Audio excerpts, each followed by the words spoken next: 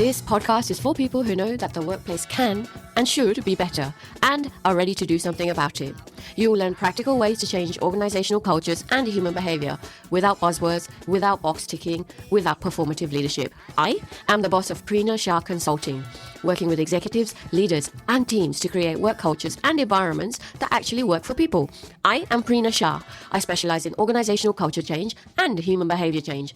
I am all about making work better with people who give a damn. So if you think I can help, contact me via LinkedIn. I am here to help you to find decent ways to change the workplace. Let's do this. Hello and welcome to this episode of the Ways to Change Your Workplace podcast with me, your host Prina Shah, and I'm bringing you my friend to you today, Dr Marny Lishman, who's based in Perth. And Marny's written a book about something very interesting. The book is titled Only You. And Marny says that this is a book from her heart. This is something that I really want to talk to Marny about. So first and foremost, Marny, welcome. How are you? I'm great. How are you? Thanks so much for having me. I'm very excited to speak with you today about Only You. It's such an interesting topic, as we were talking about before I pressed record. Marny, before we get into the conversation itself, at a high level, can you tell us what you do and why you do it? Who do you serve? I serve the person behind the professional.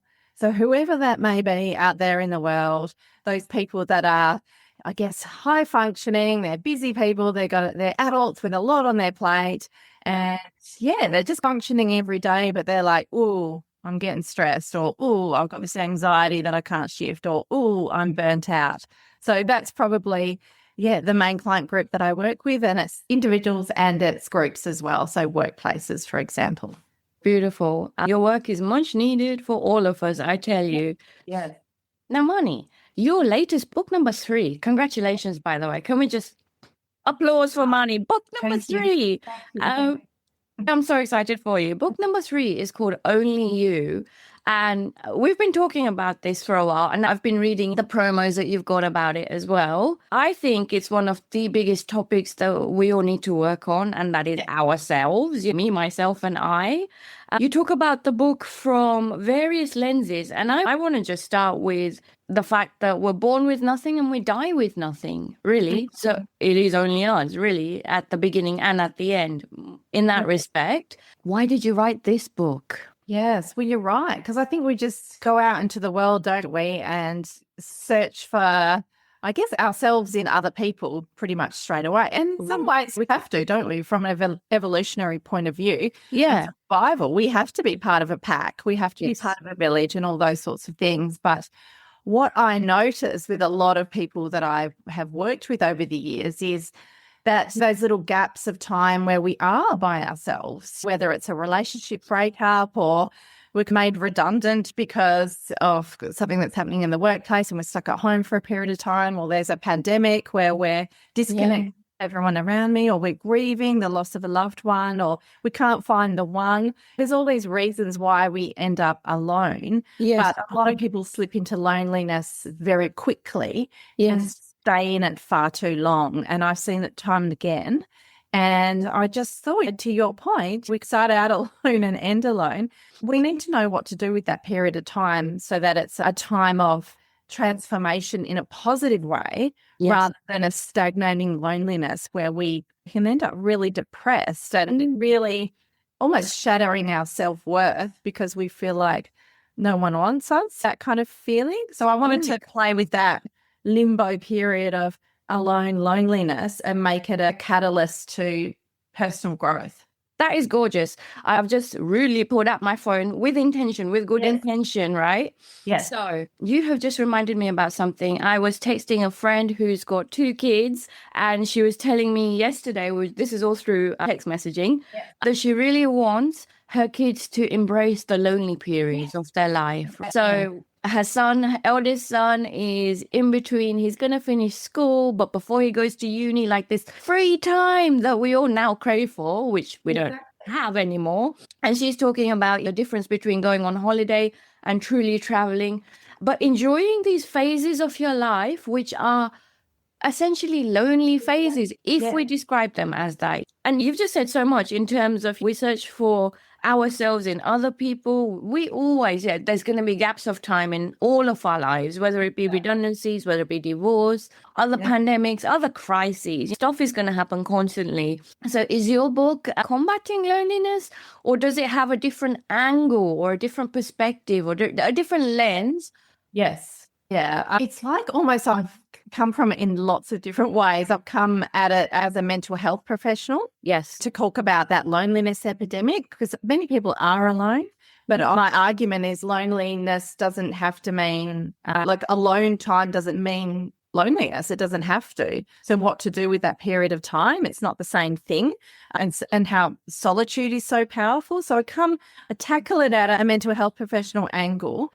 But then I didn't want to bounce into it and say, hey, being alone is just wonderful all the time. I didn't want to do that either. And I thought, as I was writing, the difference between being lonely and relishing in that time alone and solitude, I thought many people are in that period of recovery from a relationship or in the midst of the emotions that came from the result of why they're alone. So I've actually shoved in a part 2 in between my part 1 and part 3 about heartbreak to healing.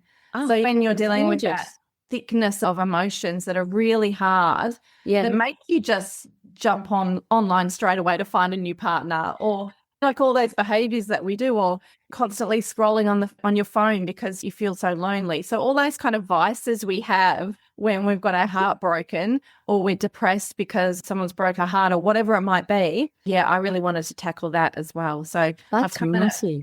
A mental health professional point of view, but also my own stories of I've been by myself and not in a relationship for quite a long time.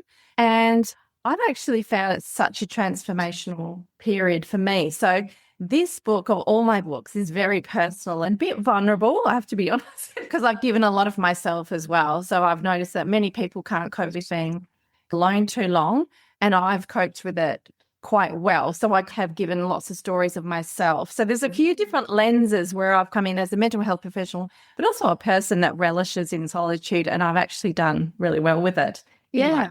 And you've probably had to do some hard work on yourself as well then. So let's talk about that loneliness factor from a love perspective, because whatever happens outside is brought into the workplace as well. So yes, this podcast is called Ways to Change Your Workplace. The reason I brought Marny on is because I honestly, truly think that we are the greatest project that we will ever work on, Marny. Until the day I die, I say that about myself, and I hope our listeners believe that about themselves as well. So what kind of work have you done on yourself? What kind of aspects have you covered to be okay in this space of being alone? Yeah, exactly. And this is so relevant, isn't it? Because I work predominantly in workplaces, and I work predominantly with professionals. When I go in and run workshops and seminars and speak, I might be talking about some technical things or stress management or whatever it might be. But you forget though, don't you, in the professional space, that every single person in there, every single person has a mind and body, and that actually needs to be nurtured, because without that, you can't perform. You can't perform at your best professionally or personally, can you? No. So it really does start with that oxygen mask on first. And throughout the book, we talk about being alone, but ultimately being alone and doing it well is about connecting to other people in your community, and whether it's workplace or your community, but also yourself. So it's a lot of that self-care that I'm talking about. So it's a book about only you, but ultimately it's about connection. Connect to yourself and what you know you need and nurture it, whether that's being physically active or hanging out with your friends or going on weekends away by yourself to know yourself a little bit better, all those sorts of things. Tap into those interests you love just because. Which is quite different work, just because it's fun. Because all of these things, you connecting to you actually makes you better at work, doesn't it? Absolutely so. So you talked about the power of solitude. Now, double-edged sword here. I'm going to throw this one at you. I really value alone time. I need that alone time as well. And I'm okay with myself. A lot of people are not okay with themselves, though, Marny, and it's that uncomfortableness, right? Because we are so used to, now for anyone looking at the video, we're so used to this thing, our phone and other things just distracting us. I would say not occupying us, but distracting us, right? So we don't have those distractions, and then it's like, oh, It's only me now. It's only you now. Now what? Did you cover that in your book as well? And how you address that funky? It's an awful feeling, isn't it? Exactly. And I think we're very quick to jump out of those, I guess, perceived negative emotions, aren't we? Yeah. So a lot of people won't sit in silence. Like sometimes I'm in a workplace and I'll say to people, just sit in your chair for 5 minutes without touching anything or talking to anyone or reaching for your phone or all those sorts of things. Or I tell people to do it at home, just sit in a chair.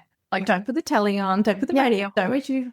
And it's painful for people because all you've got is yourself and what your mind's telling you. So one of the chapters in my book, I talk about having solitude to listen to what the themes are in your mind or what are those thoughts. Because otherwise, if we have a particular train of thought or we've got like a ticker tape parade of certain things that are like ways of thinking in our mind or things we tell ourselves, we use some sort of advice, don't we, to get rid of it without learning what that's about. Yeah. Like, why do you keep thinking that? Or where does that come from? Well, you've got to do something with those thoughts. So I do have a chapter to say, hey, you've got to manage your mind here because you can learn about what that ticker tape parade in your head is because it's telling you something. Tap into it and investigate it a little bit. And, hey, you might need a mental health professional to help you with that or a coach or someone.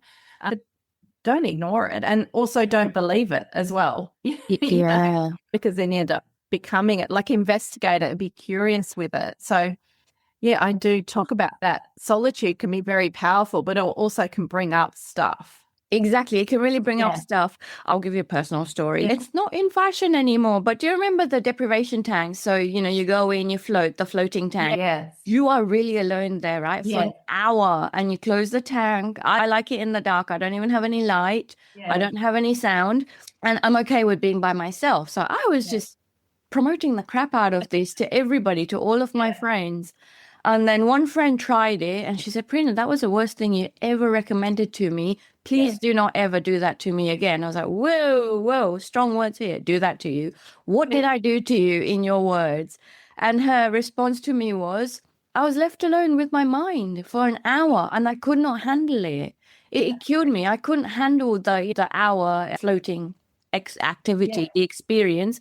It was a killer of an experience for her. So even an hour can just be turmoil for many people, right? To just get back to themselves. Exactly. And I see that all the time. And there's a slow becoming if you're left to your own devices and living a dress rehearsal for things that may never happen, particularly that helpful.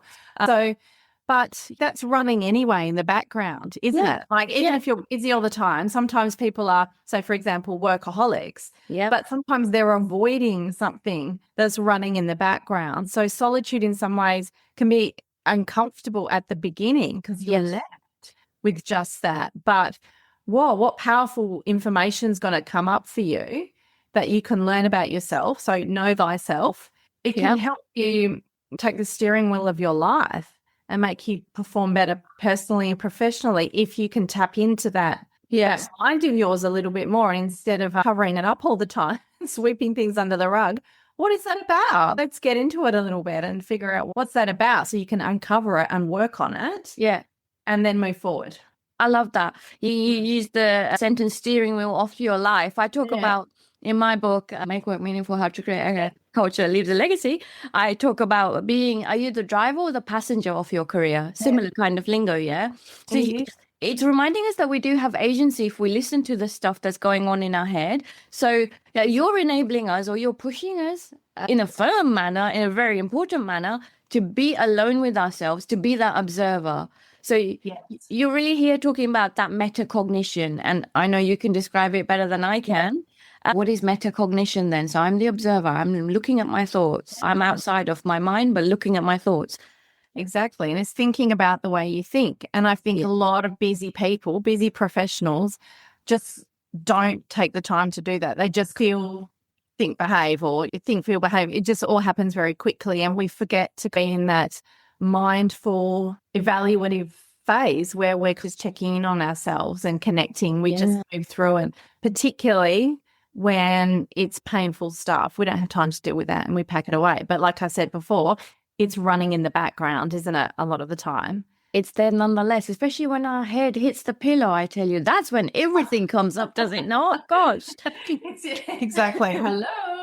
Yeah, it happens all the time. But yeah, so throughout the book, I talk about the uncomfortable emotions that will come from that period of alone time, but what normal you do with it. Yeah, it's very normal, but don't sit in it for too long. Like, use it as powerful data that's telling you what's working and what's not. And particularly relevant to that is, you know, how I was saying to you, a lot of people are, when they're alone for a reason, like they're coming off the back of a breakup or a redundancy or whatever it might be, or someone's passed away in their life, and this will happen to all of us at some stage. There's almost like a chemical soup that we're sitting in of emotions. Yeah. But that's telling you so much.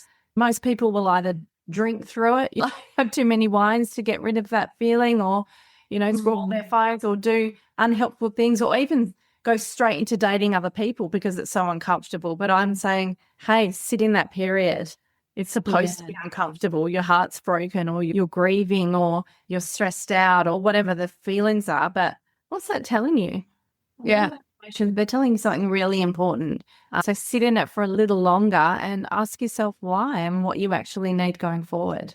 That's huge. I love the fact that you said also it is going to be hard and you're not going to be alone. You can seek mental health professional help. You can seek help of a coach, that kind of stuff as well.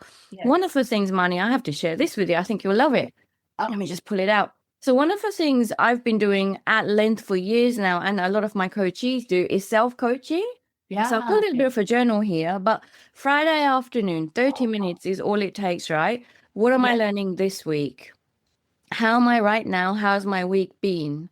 What are my wins this week and what has felt like success? Because we need to celebrate ourselves. We often move on to the next thing, don't we? And then, what are my challenges and triggers this week and what can I do to mitigate them? There's always crap that comes up. We always have to address stuff. Then what do I want to be held accountable for next week? But I don't stop just there because I can bullshit myself, man. So I add this to my to-do list. So what needs planning? What important things have no action steps attached to them? Do I need help? Do I need to delegate? Who do I need to engage with to make this happen? What is stopping me? How am I going to celebrate when I've achieved what I need to? So just a pause. So I was that person I'm telling you that you're talking about. I was just running on high speed.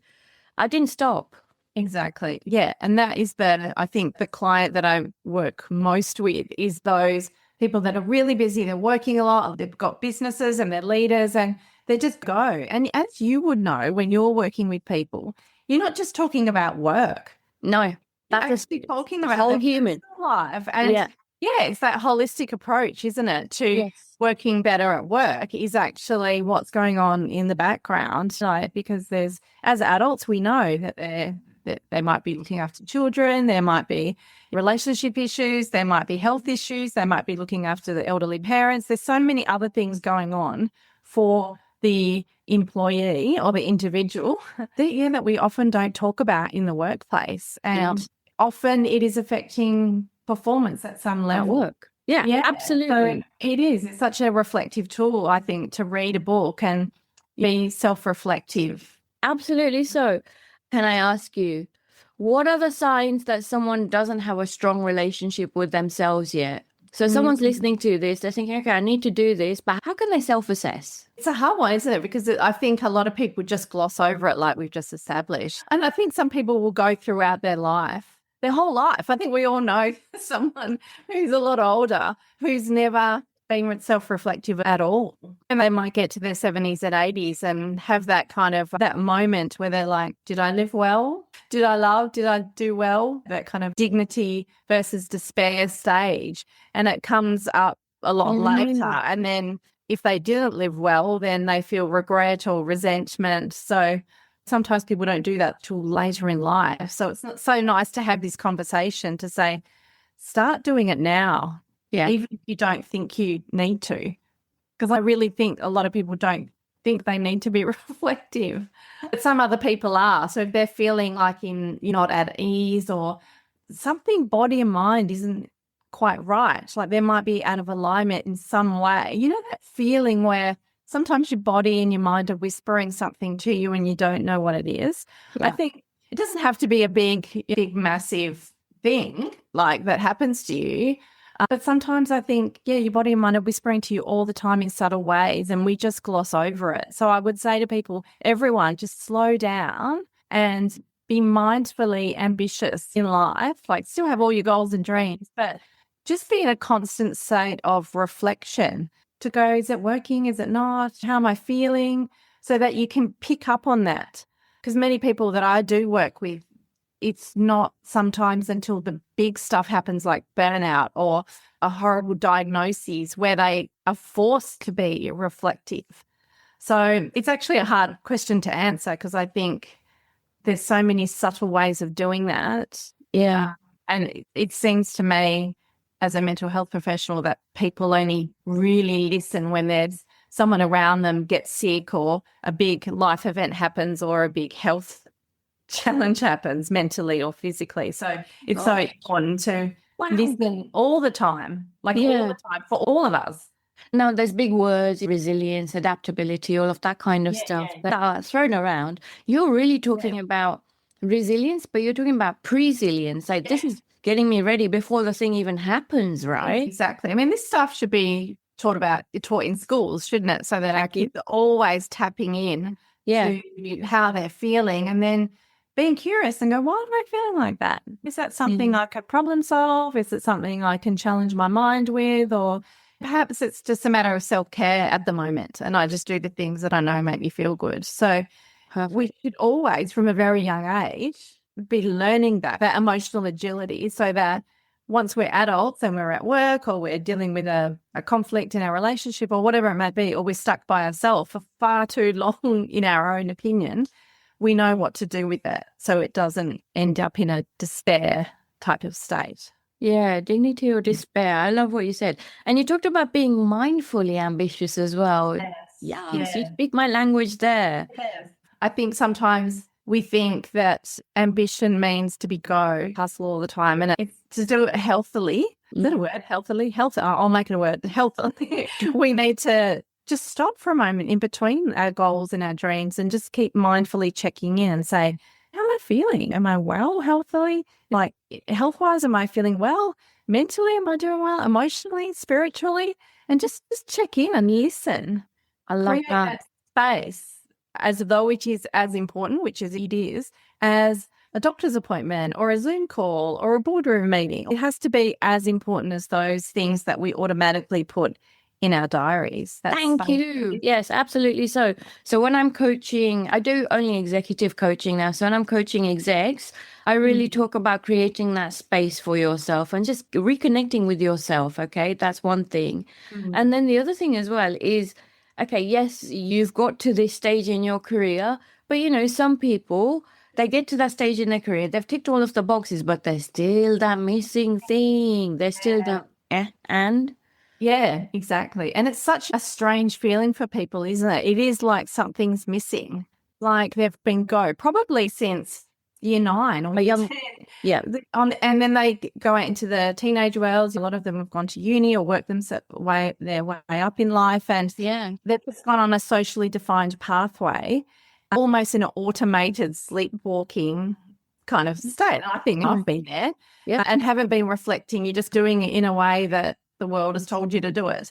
And I think that's the powerful thing about being an adult, probably a more older adult in middle age onwards, is that we start going, hang on a second, all the things that I almost unconsciously thought I wanted, now I'm like, is that it? Is that really, so there's a lot of change can happen. But if we stop and reflect and listen to yourself, it's a catalyst, isn't it, for us working differently or just changing different elements of our life so that we can get on a better path that's more aligned with who we actually are. And often that doesn't happen until after 40, I think. Yeah. Well, many people, absolutely. So I want to ask you a personal question, if you're okay with it. Yeah. What has surprised you most in your own journey with being alone? Yeah, I think I'm like everybody I'm talking to in the book. You know how sometimes you write a book, and I'm sure you're the same, where you're talking to the person that was you before you knew what you know now. Yep. It's the perfect book, isn't it? Yeah. It's like you were there. You're talking to your reader going, hey, I feel like you're feeling like I'm not just a professional that does this for a living now. I've actually been there. I felt how you felt. So there's been periods of time where I was alone and the relationship broke up and I went straight into dating for people because that's what you do and that's what society tells you to do. And it's almost like society expects you to be coupled up. Yes. So I did that. I've had a broken heart and I've been a bit what that in terms of all of that. So I felt exactly how my readers would feel. But yeah, once I pushed past that and spent more time by myself, uncomfortable as it was at times, I got through that and started tapping into myself a little bit more and listening to what I truly wanted. And a lot of it was working on my career more. And it was spending more time writing or spending more time with my kids or actually really relishing in my friendships or working on my health more, like all listen to myself of what I actually needed. And it wasn't a relationship at the moment. And this is not about me saying, don't ever be in a relationship again. It's not that type of book. It's about listening to what you actually need now. Is it a relationship or do you need to hang out with your friends more? Do you need to have time to work on your physical health? Or, hey, do you need just more spare time to be? Don't default into straight away going to a relationship because it might not be that. You might be repeating old patterns that didn't work before. So, I think it allows me to stop and go, what do you actually really need? And I think I've listened to that more than I ever did before. Wow, that's massive. Yeah. And it is giving you agency to create the life that you want. Exactly. And like next year that may change or the year after. I might just meet someone that will be just like, yes, this is a bonus to the life that I've created. But I just want that to happen more organically rather than me pushing for things that might not be right at the moment. So I kind of urge people to do that more, wade in the uncomfortableness of the emotions instead of like glossing over them or blunting them in some way or numbing them in some way. And just listen to what that truly might be about. It's a better thing to do. Beautiful. I've got a couple of final questions for you. So if people took one idea from your book and actually applied it, what would you want it to be? What is the one thing especially that you want people to get? It's come from your heart, hasn't it? This one, especially, I know. It has, yeah. It's the one I've wanted to write for a very long time. Yeah. It is like just remembering almost that the most transformative relationship you can ever have is actually with yourself. It's not with other people. Yeah. That's it first. Oxygen mask on first because the flow and effect is with other people. So ultimately, this book is about connection.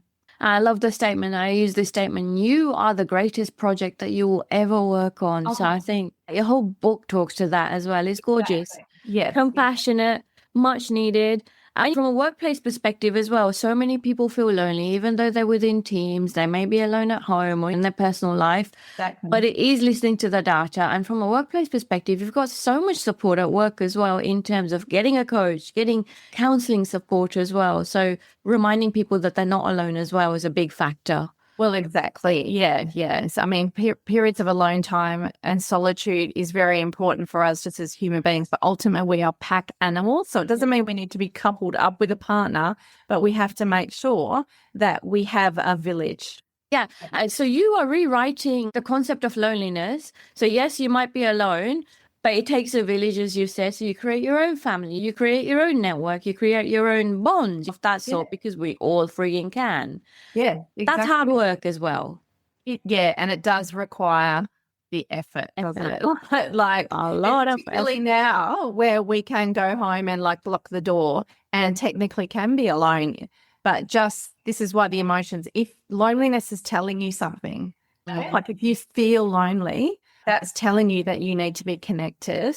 So what are the behaviors and actions you can take to do that? Is it in the workplace? Check with your work because to your point, you can actually get psychological help or you've got colleagues or there's groups or industry. There's lots of things that you probably can do in your workplace that can actually ease that loneliness. So listen to it. Yeah. What it's telling you. Is there something in your community? Is it something in your friendship group? Like, do you need to reconnect with people from the past, or do you need to find new people? What is that loneliness telling you? Listen to it. Yeah, I think the biggest lesson I'm getting from you is to tap into ourselves and listen to what's happening, because that is good data not to ignore. And that voice is on repeat as well. Let's be honest, it's not going to go away if we ignore it. It's still going to carry on. So we need to tune into that. Marny, this podcast is called Ways to Change the Workplace. And I have one final question for you. If I was to hand you a magic wand with Marny Lishman, I've got a shiny wand here. What is one thing you would do to change the way of the workplace? You could choose anything. Oh, you know how I was saying to you before, I just think kids like need to be taught emotional agility. So I would say that if anyone at any age, and I think a lot of people in the workplace, because we, at our age now, we weren't taught this at school, is tap into those emotions. Yeah. It's that piece around emotional agility. Listen to yourself. Your body and mind are whispering things to you all the time. Yeah. And I think workplaces they're a captured audience to be able to teach people this. So, Right. yeah, so I think that's what I think the world needs, a bit more emotional agility so that we have that self-awareness and we know what to do with it in a better way. And I think workplaces and the world, if we could control that a little bit more, like our behaviors would change, our performance in life would change. Absolutely. So beautiful. So what I'm going to do is in the show notes, you're going to have Marny's details, including her book's details. I'm going to give you details of the self-coaching and workbook that I just talked you through. Marny, I'm going to add something else as well, because this really helped me. I'm going to add a link to the feelings wheel, which is by the Gottman Institute. Yeah. So the F word for me, feelings, was really freaking hard to actually tune into or tap into when I first started talking about feelings. And it just gives you more of a vocabulary with feelings, doesn't it? The feelings wheel.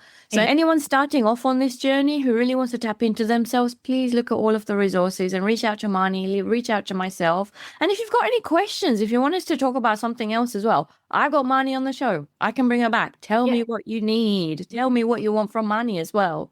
For sure. Marny, it has been a pleasure. Until the next time. Thank you so much. My pleasure. All details about this episode are in the show notes. If you like this episode, I'd like you to take a moment and think about at least 2 people who might enjoy it. And please share the episode details with them too. Also, don't forget to connect with me on LinkedIn and on Instagram. I am Prina.Shah. See you there too.